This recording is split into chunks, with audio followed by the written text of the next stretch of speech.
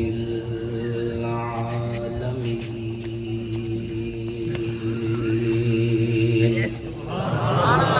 سبحان اللہ. والصلاة والسلام على سيد الأنبياء والمرسلين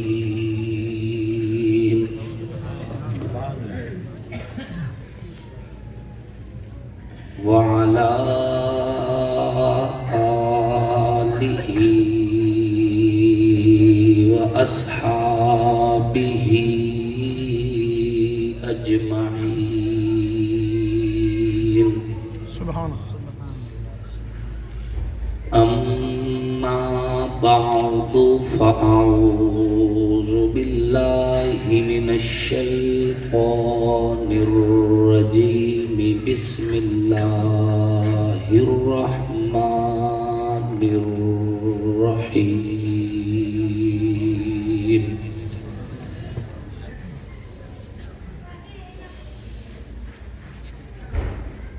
محمد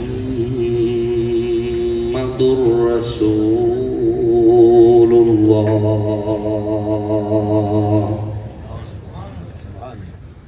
والذين معه أشداء على الكفار رحماء بينهم تراهم ركعا سجدا يبتغون فضلا من الله ورضوانا. وقال النبي صلى الله عليه وسلم أنا خاتم النبيين لا نبي بعدي.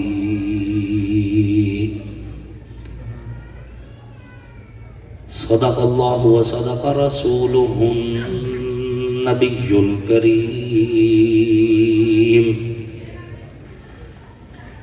ونحن على ذلك لمن الشاهدين والشاكرين والحمد لله رب العالمين.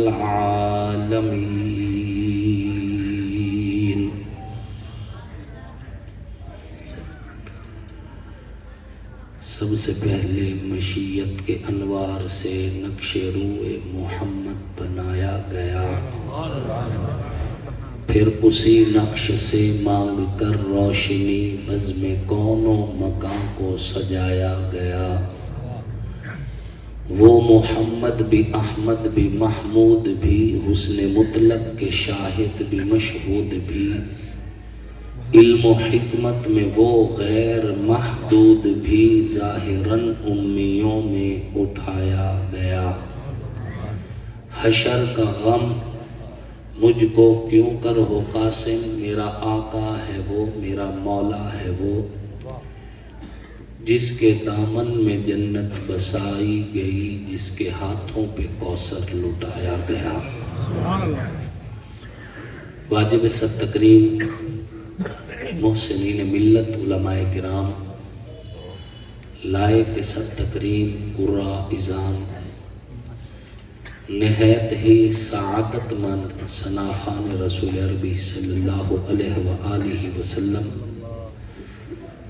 اللہ اور اس کے آخری پیغمبر حضرت محمد مصطفیٰ علیہ الصلوۃ والتسلیم کی نبوت، ختم نبوت پر ایمان رکھنے والے، توحید و سنت کے علم برداروں، صحابہ کے غلاموں، اہل بیت کے حبداروں، آپ سب لوگ اور ہم اللہ کے فضل و کرم سے ایک دینی، تبلیغی، اصلاحی، نورانی اور روحانی محفل میں اکٹھے ہیں، جس محفل کا اہتمام علاقہ کی عظیم دینی درسگاہ مدرسہ عربیہ رحمانیہ کی جانب سے کیا گیا ہے۔ اللہ رب العزت بھائی عبدالرؤف ظفر صاحب کو، بھائی مولانا علی حیدر صاحب کو، بھائی ابو سفیان صاحب کو، قاری جمشید صاحب کو جزائے خیر نصیب فرمائے، جن کی کوشش کاوش کے نتیجہ میں آپ حضرات سے دین کی نسبت سے ملاقات کا شرف حاصل ہو رہا ہے۔ اللہ رب العزت آپ سب کا آنا، اس فقیر کا آنا، ہمارا ملنا، بیٹھنا، کہنا اور سننا اپنی بارگاہ میں قبول فرمائے، اور دین کی اس درسگاہ کو قیامت کی صبح تک آباد فرمائے۔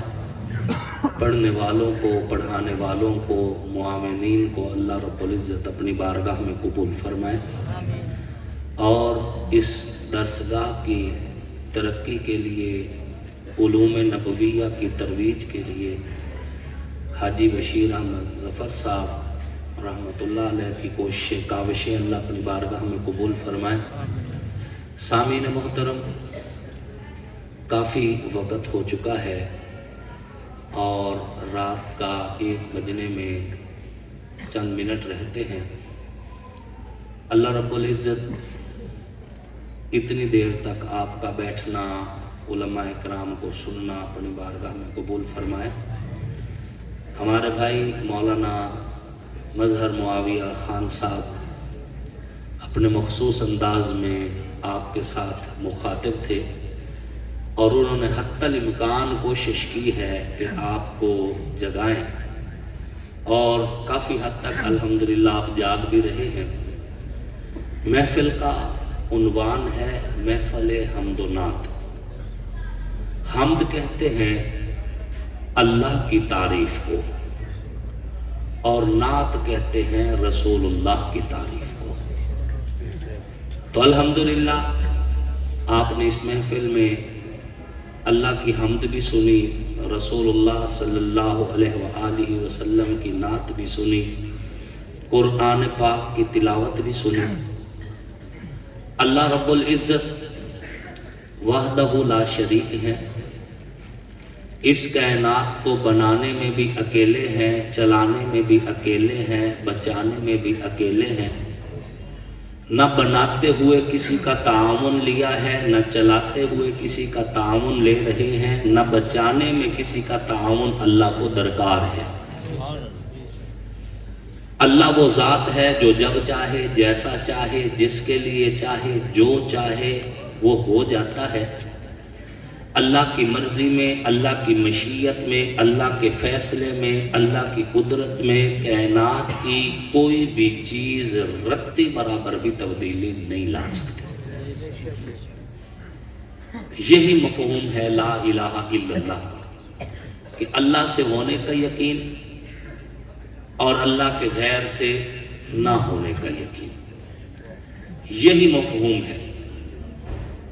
ذرے سے لے کر پہاڑوں تک، قطروں سے لے کے سمندروں تک، تحت الثری سے عرش علا تک، جرثومے سے لے کے جبریل تک، شرق ہو، غرب ہو، شمال ہو، جنوب ہو، باہر ہو، بر ہو، خشک ہو، تر ہو، سما ہو، سمک ہو، چاند تارے ہوں یا فلک ہوں، نباتات ہو، جمادات ہو، شہر ہوں یا گلیاں ہوں، پھول ہوں یا کلیاں ہوں، بہتی ہوئی ندیاں ہوں، لہلہاتی وادیاں ہوں، کائنات کی ایک ایک چیز پر جس کا قدرت اور حکم چلتا ہے اس کا نام ہے اللہ۔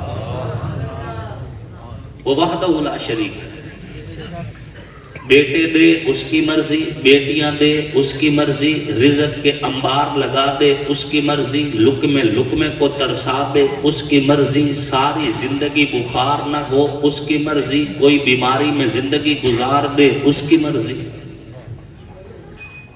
وہ قادر بھی ہے، قدیر بھی ہے، خالق بھی ہے، خلاق بھی ہے، عالم بھی ہے، علیم بھی ہے، رازق بھی ہے، رزاق بھی ہے، علیم بذات الصدور بھی ہے۔ نہ اس کی ذات میں کوئی شریک ہے، نہ اس کی صفات میں کوئی شریک ہے۔ انبیاء بھی اس کے محتاج ہیں، اولیاء بھی اس کے محتاج ہیں، صحابہ بھی اس کے محتاج ہیں، اہل بیت بھی اس کے محتاج ہیں، ساری کائنات منگتی ہے اور وہ اکیلا داتا ہے۔ بات سمجھ آ رہی؟ دینے والا تو وہی ہے، اسی کے ہاتھوں میں فیصلے ہیں۔ وہ چاہے تو باپ سے بیٹے کو جدا کرے، کنویں میں ڈال دے، پھر کنویں سے نکال کے مصر کے بازاروں میں بولی لگوا دے، پھر مصر کے بازاروں میں بکتے ہوئے یوسف کو اسی مصر کا بادشاہ بنا دے، اسے کون پوچھنے والا ہے؟ بھڑکتی آگ میں خلیل کو سلامت رکھتا ہے تو وہی اللہ، اور تیز دھار چھری کے نیچے اسماعیل علیہ السلام کی پھول جیسی جلد کو خراش تک نہیں آنے دیتا تو وہی اللہ، اور مچھلی کے پیٹ میں یونس علیہ السلام کو سلامت با کرامت رکھتا ہے تو وہی اللہ۔ مکہ سے جس نبی کو ہجرت پہ مجبور کر دیا گیا تھا، وہی نبی 10 سال کے مختصر عرصے میں اسی مکہ میں فاتح بن کے داخل ہوتا ہے تو اس کا فیصل کرنے والا بھی اللہ، کیونکہ اللہ ہی کی مرضی سے ہوتا ہے۔ اللہ کی مرضی کے بغیر کائنات میں ایک پتہ بھی حرکت نہیں کر سکتا۔ انبیاء ہوں، اولیاء ہوں، یہ اللہ کے محتاج ہیں۔ حضرت پیر سید نصیر الدین نصیر رحمت اللہ علیہ بولڑا شریف والے بڑی خوبصورت بات فرما گئے کہ انبیاء، اولیاء، اہل بیت نبی، تابعین و صحابہ پہ جب آ پڑی، گر کے سجدے میں سب نے یہی عرض کی، تو نہیں ہے تو مشکل کشا کون ہے؟ سب کا داتا ہے تو، سب کو دیتا ہے تو، تیرے بندوں کا حاجت روا کون ہے؟ کس کے ہاتھوں میں کنجی ہے مقصوم کی؟ کون سنتا ہے فریاد مظلوم کی؟ رزق پر کس کے پلتے ہیں شاہ و گدا؟ مسندار آئے بزم جہاں کون ہے؟ سب کا داتا ہے تو، سب کو دیتا ہے تو، تیرے بندوں کا حاجت روا کون ہے؟ اور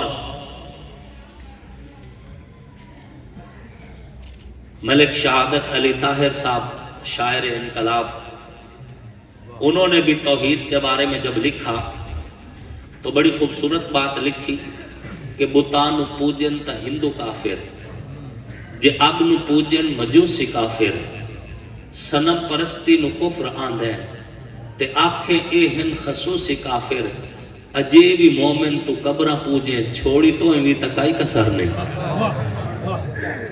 بات سمجھ آ رہی؟ محفل ہم تو نہ آتا ہے نا۔ اللہ ہی وہ ذات ہے جس جیسا اور کوئی نہیں،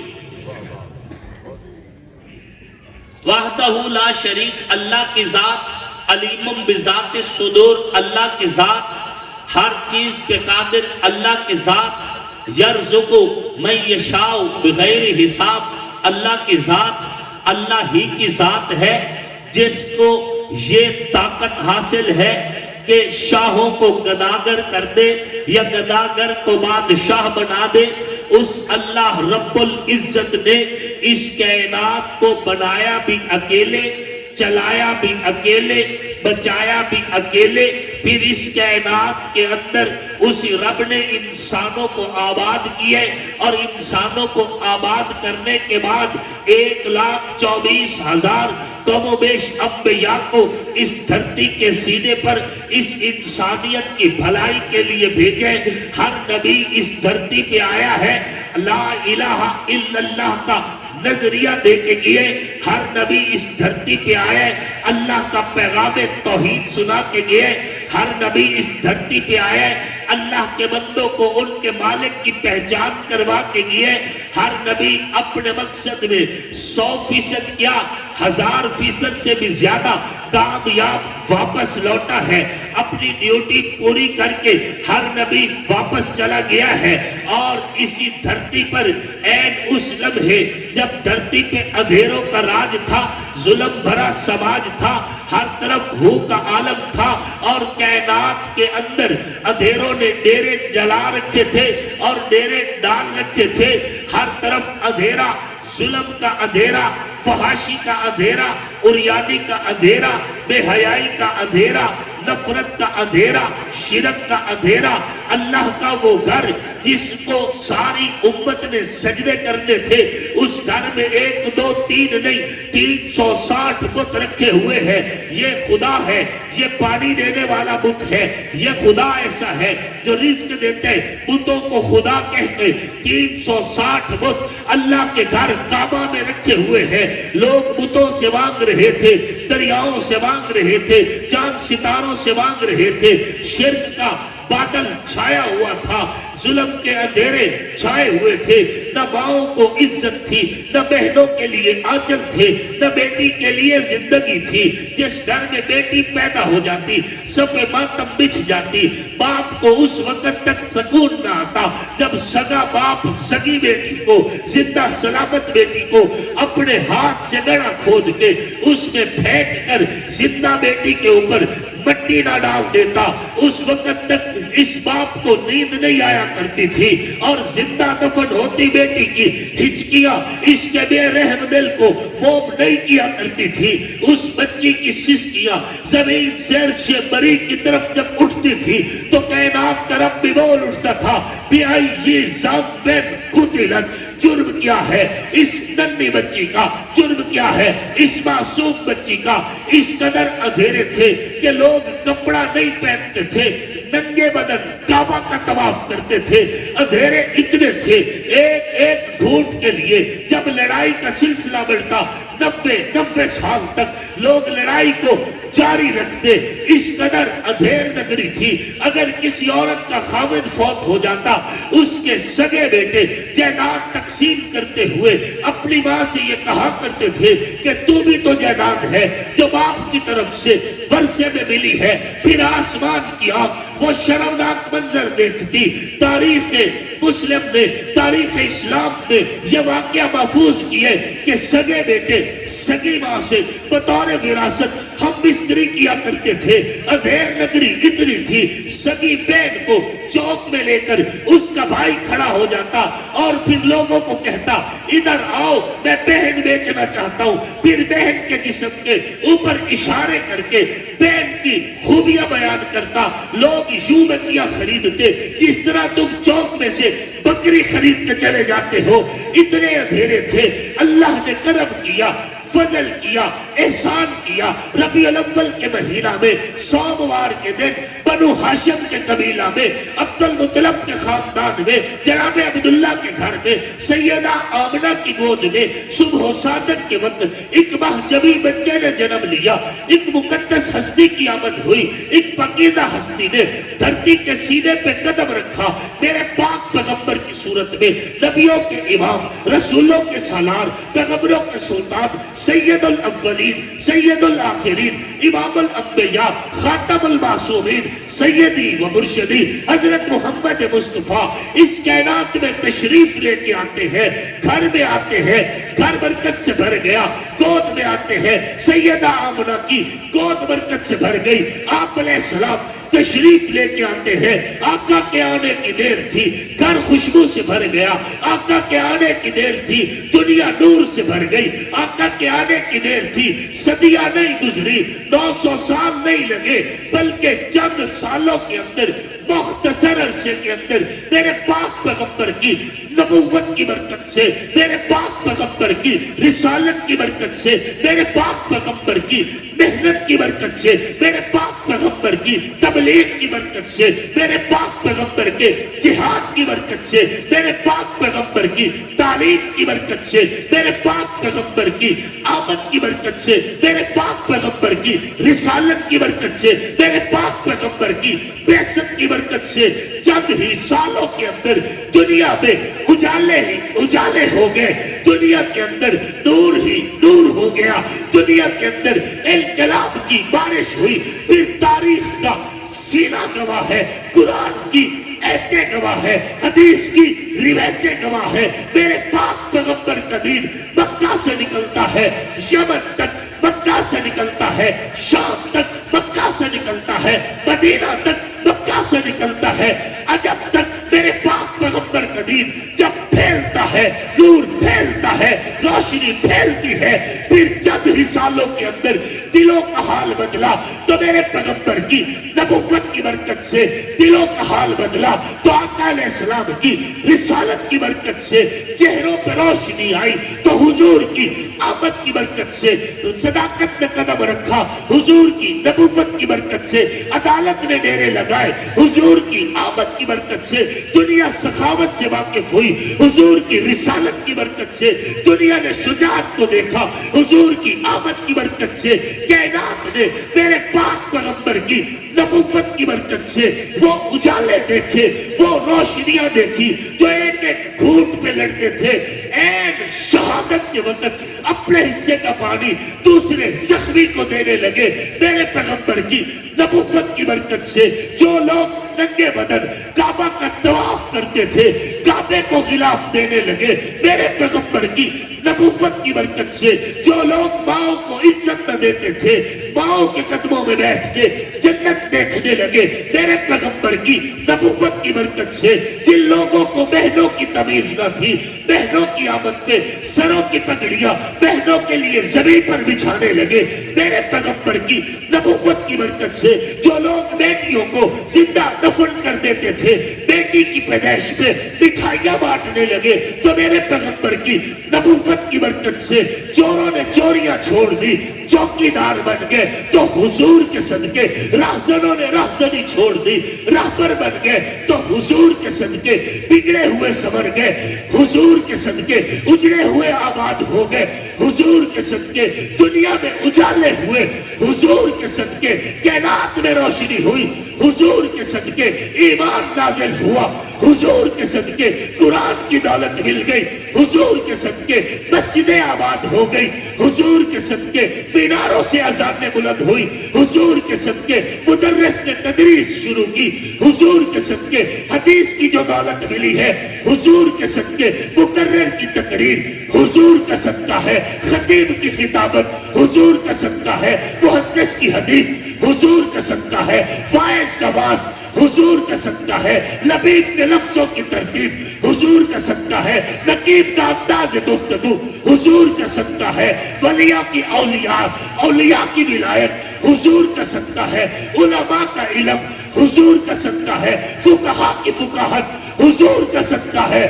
یہ جو تیرا اور میرا چہرہ سلامت ہے یہ بھی صدقہ حضور کا ہے، یہ جو شکلیں بچ گئی یہ بھی صدقہ حضور کا ہے، ہماری نسلیں بچ گئی یہ بھی صدقہ حضور کا ہے۔ نعرہ تکبیر، شان رسالت، شان صحابہ، عظمت صحابہ، مولانا عاصم معاویہ سیال، مولانا شبیر احمد عثمانی، نعرہ تکبیر۔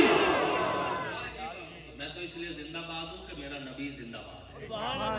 غم عاشقی سے پہلے مجھے کون جانتا تھا، تیرے عشق نے بنا دی میری زندگی فسانہ۔ میں کچھ بھی نہیں ہوں، ہم جو کچھ ہیں حضور کے نالین کا صدقہ ہے، اٹھے ہوئے ہاتھوں کا صدقہ ہے، مانگی ہوئی دعاؤں کا صدقہ ہے، دیے ہوئے دین کا صدقہ ہے، اور حضور کے صدقے جو قرآن ملا اس قرآن کی تعلیمات کا صدقہ ہے۔